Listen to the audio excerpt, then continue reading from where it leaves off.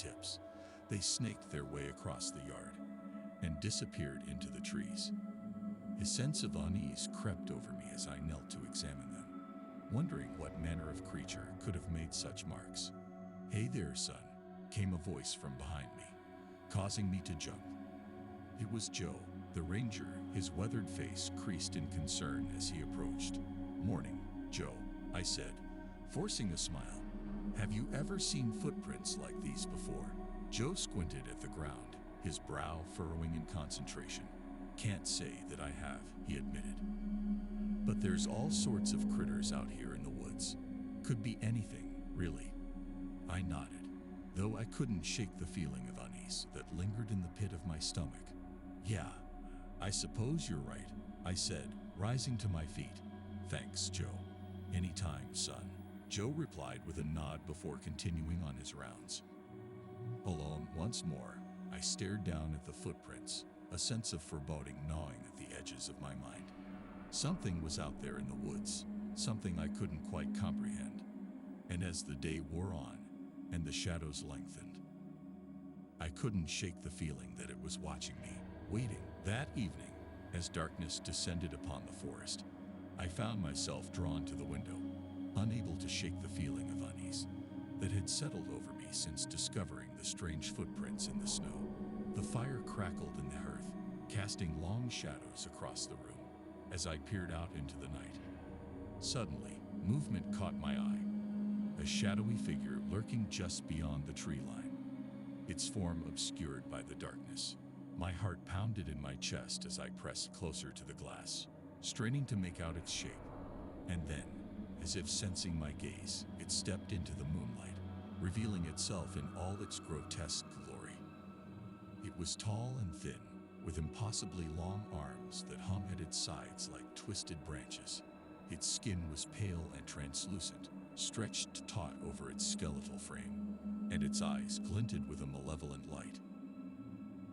Low guttural growl emanated from its throat as it stared back at me, and I felt a chill run down my spine.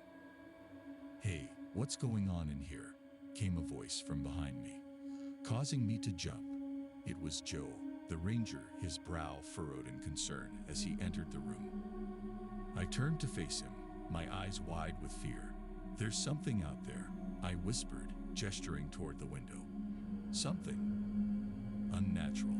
Joe followed my gaze, his expression hardening as he spotted the creature lurking in the shadows. "Stay here," he said, his voice low and urgent. "I'll go take a look." Before I could protest, he was out the door, disappearing into the darkness with only a flashlight to guide him. I watched with bated breath, the seconds ticking by like hours, until finally he returned, his face grave. "I didn't see anything out there," he said, his voice tinged with uncertainty, "but I'll keep an eye on things tonight. You just try to get some sleep, all right?" I nodded numbly, though I knew sleep would elude me after the unsettling encounter with the creature outside. As Joe left to resume his rounds, I settled into bed, the memory of those piercing eyes burning bright in my mind's eye. And as the night wore on, and the forest echoed with eerie whispers, I knew that the horrors of Mount Bachelor were far from over. The night stretched on, seemingly endless, as I lay in bed, unable to shake the memory of the unsettling encounter with the creature outside. Every creak of the floorboards, every rustle of the wind outside, sent a shiver down my spine, and I longed for the first light of dawn to chase away the darkness. But as the hours passed, sleep remained elusive, and instead, the cabin was filled with a symphony of disturbing noises. Whispers in the wind, eerie cries that seemed to emanate from the very walls themselves. The forest seemed alive with a malevolent energy that chilled me to the core. Desperate for respite, I buried myself beneath the blankets, trying to block out the sounds that echoed through the night. But no matter how hard I tried, they persisted, a constant reminder of the darkness that lurked just beyond the edge of my perception. "Hey, you all right in there?" came a voice from outside the door, causing me to jump. It was Joe, the ranger, his concern evident in his tone. "I'm fine, Joe," I called back, though the tremor in my voice betrayed my words. Just having a hard time sleeping, is all. Joe hesitated for a moment before responding, his voice low and comforting. It's the forest, son. It has a way of playing tricks on your mind. Just try to relax and remember that you are safe here. I nodded, though the reassurance did little to ease my fears. As Joe left to continue his rounds, I was left alone once more with a cacophony of disturbing noises that filled the night. And as I lay there, listening to the whispers of the wind and the cries of the forest, I knew that the true horrors of Mount Bachelor had only just begun. The following day dawned with a sense of urgency, the events of the previous night weighing heavily on my mind. Determined to unravel the mystery surrounding the cabin and the strange creature that lurked in the woods, I set out to seek answers. The small library in the cabin held a collection of dusty old books on local folklore and legends, and I pored over them eagerly, searching for any mention of the bizarre entity I had encountered. Tales of strange creatures that roamed the forests near Mount Bachelor filled the pages, stories passed down through generations, whispered around campfires on dark nights. As I read, a sense of unease settled over me, the hairs on the back of my neck standing on end. These were not mere fairy tales or flights of fancy. They were warnings, cautionary tales of the dangers that lurked in the shadows. Find anything interesting, came a voice from behind me, causing me to jump. It was Joe, the ranger, his brow furrowed in concern as he peered over my shoulder. Just some old stories, I replied, forcing a smile, but I can't shake the feeling that there's some truth to them. Joe nodded solemnly, his eyes betraying a hint of worry. There are things out there in the woods that defy explanation, he said, his voice low and grave, things that most folks would rather pretend don't exist. I swallowed hard, the weight of his words settling heavy in my chest. What do you think it was? I asked, unable to keep the tremor from my voice. Joe hesitated for a moment before responding, his gaze distant as if lost in memory. Hard to say, he admitted at last, but whatever it is, it's best to steer clear of it. Some things are better left undisturbed. With that ominous warning hanging in the air, Joe left me alone in the library, the weight of his words sinking in. As I returned to my research, I couldn't shake the feeling that the answers I sought would only lead to more questions, and that the true nature of the creature that haunted the woods was far more sinister than I could have ever imagined. Driven by a sense of urgency and a need for answers, I made the decision to venture deeper into the wilderness surrounding the cabin. Armed with a flashlight and a sense of trepidation, I set out into the forest, the snow crunching beneath my boots with each step. The trees loomed tall overhead, their branches reaching out like skeletal fingers grasping at the sky. The air was thick with a sense of foreboding, and every shadow seemed to hold the promise of danger. But still, I pressed on, determined to uncover the truth. As I walked, the forest seemed to close in around me, the path growing increasingly narrow and overgrown. Branches tore at my clothes, and the underbrush snagged at my feet. But still, I forged ahead, driven by a need to uncover the secrets that lay hidden in the heart of the woods. Hey, you out here all alone? Came a voice from behind me, causing me to jump. It was Joe, the ranger, his weathered face creased in concern as he caught up to me. Yeah, I replied, trying to hide the tremor in my voice. Just trying to clear my head, you know. Joe studied me for a moment, his gaze searching. You be careful out here, he said at last, his voice low and serious. These woods can be dangerous, especially for those who don't know their way around. I nodded, grateful for the warning. Thanks, Joe, I said, mustering a weak smile. I'll keep that in mind. With that, Joe left me alone in the forest once more, the sound of his footsteps fading into the distance. And as I pressed on, deeper into the heart of the wilderness, I couldn't shake the feeling that I was being watched, that something sinister lurked just beyond the edge of my perception, waiting to reveal itself. The deeper I ventured into the forest, the more the shadows seemed to dance and twist around me, whispering secrets that sent shivers down my spine. Every snap of a twig, every rustle of leaves, seemed to echo through the silent woods, a constant reminder of the danger that lurked just beyond the trees. As I pressed on, my flashlight cutting a narrow beam through the darkness, a sense of dread settled over me like a heavy cloak. But still, I continued forward, driven by a need to uncover the truth behind the strange occurrences that had plagued the cabin.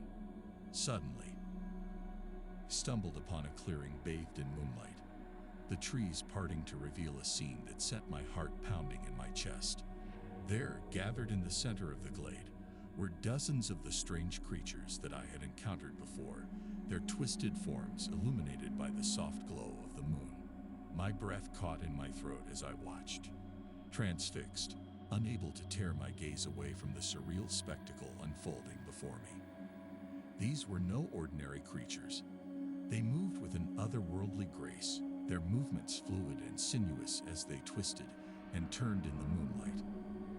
By the gods, came a voice from behind me, causing me to jump. It was Joe, the ranger, his eyes wide with shock as he took in the scene before him. "What are they?"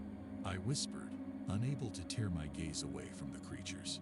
Joe shook his head, his expression grim. "I don't rightly know," he admitted. "But whatever they are, they ain't natural." As we watched in stunned silence, one of the creatures stepped forward, its eyes locking with mine in a chilling moment of recognition. And as it emitted a low, guttural growl, I knew that the true horrors of Mount Bachelor were far worse than I could have ever imagined. As the moonlight cast eerie shadows across the clearing, the tension in the air was palpable, thick with a sense of impending danger. My heart hammered in my chest as I stood frozen, locked in a silent exchange with the grotesque creature before me, its eyes gleaming with a malevolent light. Beside me, Joe shifted uneasily, his hand inching towards the hunting knife strapped to his belt. "We need to get out of here," he whispered urgently, his voice barely audible over the rustling of leaves. But I couldn't tear my gaze away from the creature, my mind racing with fear and uncertainty. "What are they?" asked, my voice barely above a whisper. Joe shook his head, his expression grim. "I don't rightly know," he admitted, "but whatever they are, they ain't friendly." As if sensing our hesitation, the creature let out a blood-curdling scream, its voice echoing through the forest like a primal roar. And then, with startling speed, it lunged forward, its twisted limbs reaching out with claw-like fingers.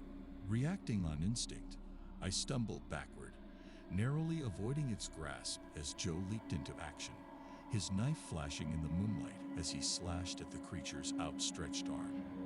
But it was as if the creature was made of smoke, its form shifting and twisting to evade his blows. "Run!" Joe shouted, his voice ringing with desperation as he grabbed my arm and dragged me towards the trees. Together, we sprinted through the darkness, branches tearing at our clothes and roots tripping up our feet as we fought to escape the nightmare unfolding around us. As we burst through the tree line, the sounds of pursuit echoing in our ears, I spared one last glance over my shoulder at the clearing behind us.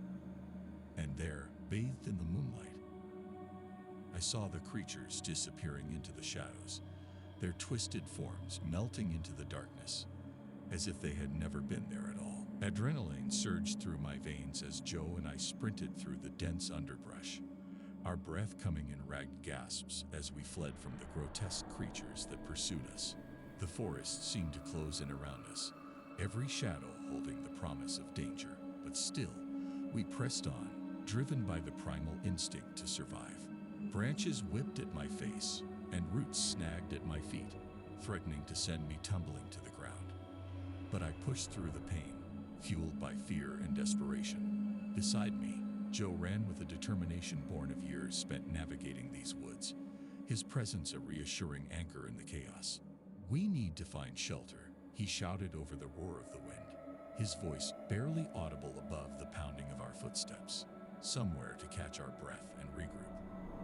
I nodded, my heart pounding in my chest as I scanned the surrounding forest for any sign of refuge.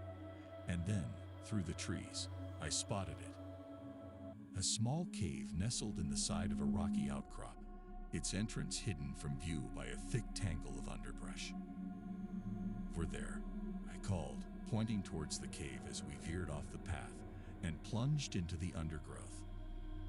With one final burst of energy, we stumbled into the darkness of the cave, the sound of our pursuers fading into the distance behind us. Gasping for breath, we collapsed against the damp stone walls, our hearts still racing with the adrenaline of the chase. But as the adrenaline began to fade, it was replaced by a bone-deep exhaustion. The toll of our flight catching up to us at last. "We can't stay here," Joe said, his voice grim as he glanced around the dimly lit cavern. "They'll find us eventually." I nodded, though the prospect of venturing back out into the darkness filled me with dread. But I knew that we had no choice. Our only chance of survival lay in pressing forward, facing whatever dangers awaited us in the unforgiving wilderness beyond. And as we prepared to leave the safety of the cave behind, I knew that the fight for survival was far from over. The darkness of the night enveloped us as we cautiously emerged from the shelter of the cave, our senses alert for any sign of danger. The forest seemed to hold its breath, the air thick with tension as we made our way through the underbrush, our footsteps muffled by the thick carpet of pine needles beneath our feet. As we walked, the events of the past few days replayed in my mind like a nightmare. Relentless onslaught of terror and uncertainty that had left me shaken to my core. But despite the odds stacked against us, a glimmer of hope still burned bright within me. Determination to survive against all odds. "We need to find help," Joe said, his voice low and urgent as he glanced over his shoulder, scanning the surrounding forest for any sign of our pursuers. I nodded, though the prospect of venturing back into the wilderness filled me with a sense of dread. But I knew that we couldn't stay hidden forever. We needed to find a way to escape this nightmare, to seek out the safety of civilization before it was too late. Together, we pushed forward, our senses on high alert for any sign of danger. But as the hours passed and the forest stretched on endlessly before us, a sense of unease settled over me like a heavy weight, a nagging feeling that we were being watched, that the creatures that had pursued us were still out there, lurking in the shadows. And then, just when it seemed that all hope was lost, we stumbled upon a familiar sight. The clearing where we had first encountered the creatures, bathed in the soft glow of the moonlight. But this time, there was no sign of our pursuers, no sound of their eerie cries echoing through the darkness. "It's over," Joe said, his voice tinged with relief as he surveyed the empty clearing. "We made it." But even as he spoke, a chill ran down my spine, a sense of unease gnawing at the edges of my mind. For I knew that the true horrors of Mount Bachelor were far from over, that the creatures that lurked in the shadows were still out there, waiting, biding their time until the moment was right to strike again. And as we turned to leave the clearing behind us, I couldn't shake the feeling that our ordeal was far from over, that the darkness that lurked just beyond the edge of the forest was a threat